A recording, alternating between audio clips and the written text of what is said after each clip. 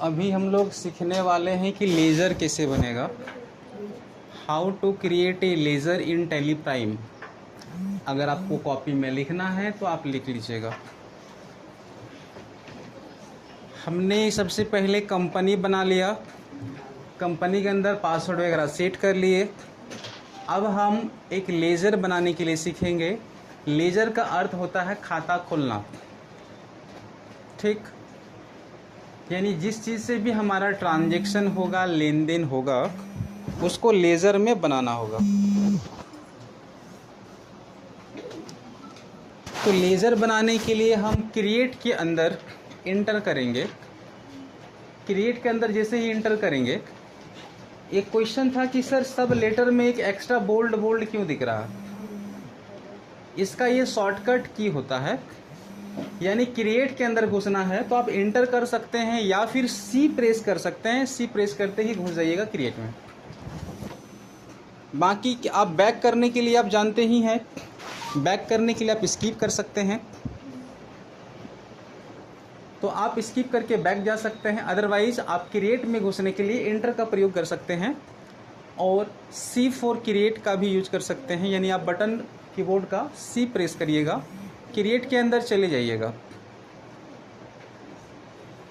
फिलहाल हम create keyboard से जा रहे हैं ताकि आपको समझ में आए। अदरवाइज आप एरो की से ऊपर नीचे कर सकते हैं। एरो की पता है, क्रिएट में इंटर करिएगा, क्रिएट के अंदर घुस जाइएगा। कहीं लेज़र लिखा हुआ है क्या? व्हाट इज़ लेज़र के बारे में हम पढ़ाए हैं शायद आपको, और नहीं पढ़े हैं तो पढ़ लीजिएगा। लेज़र के अंदर जस्ट इंटर करेंगे हम। इंटर करते ही इस तरह से एक फॉर्म खुल जाएगा लेज़र बनाने के लिए, खाता खोलने के लिए। अब आपसे पूछा जाएगा कि आप बताइए किस नाम से खाता खोलना है, किस नाम से लेज़र बनाना है। तो फिलहाल हम आपको एग्जाम्पल केवल बैंक का दे रहे हैं, एक दो और एग्जाम्पल दे देंगे। जैसे अभी हम बनाएंगे HDFC बैंक, नाम पे हम भर दिए HDFC बैंक। इंटर करेंगे, आपसे पूछा जाएगा एलाइस, नाम के नीचे एलाइस लिखा हुआ है। एलाइस का मतलब यहाँ होता है शॉर्ट नेम, फुल नेम या निक नेम, जो ऊपर में आप लिखे हैं उसका। तो HDFC बैंक का कोई शॉर्ट नेम, निक नेम अगर है तो वहाँ लिख सकते हैं, नहीं तो छोड़ सकते हैं। अरे एक ही व्यक्ति का जैसे दो मीनिंग है।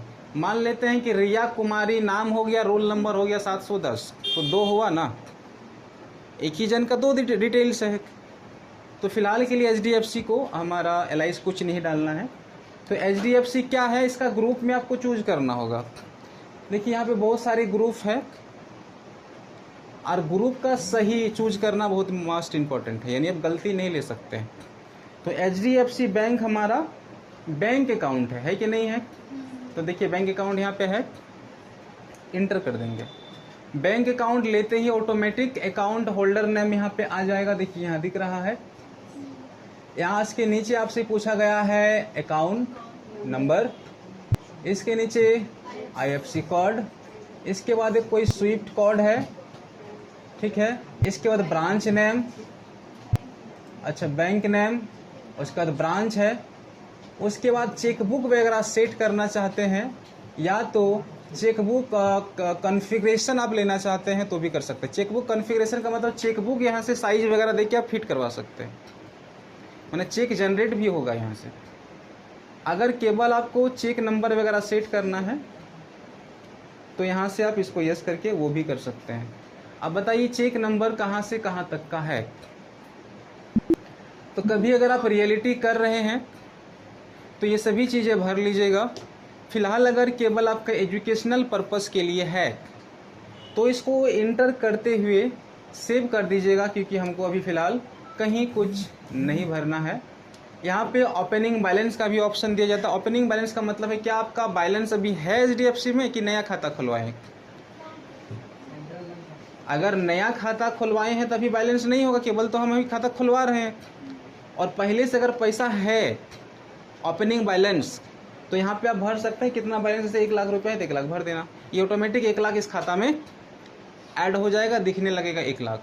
लेकिन फ़िलहाल हमको अभी जो भी लेजर बनाने हैं वो है without opening balance, without balance का। जस्ट एंटर कर दीजिएगा, सेव हो जाएगा। फिर मान के चलिए इन फ्यूचर कभी दूसरा बैंक बनाना हो, जैसे SBI bank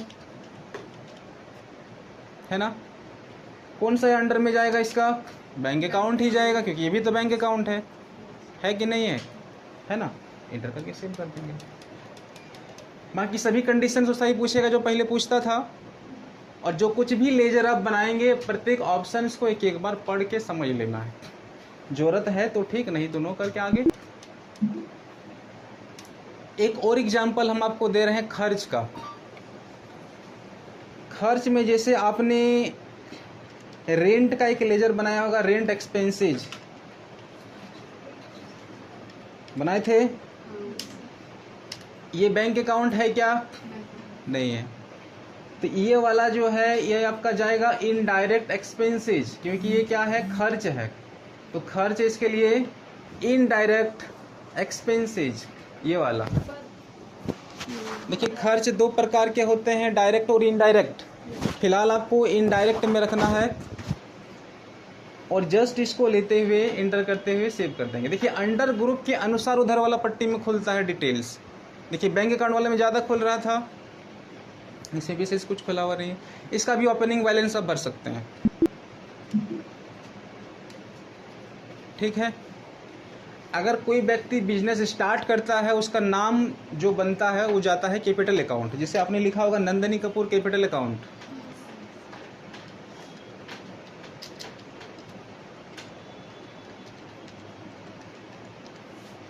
Nandini Kapoor capital के अंदर क्या जाएगा? Capital account.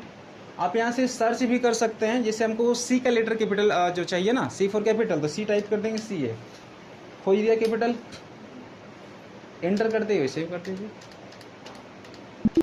देखिए लेजर तो हम बनाने के लिए सीख गए, क्योंकि लेजर बनाते समय एक नाम मांगा जाता है।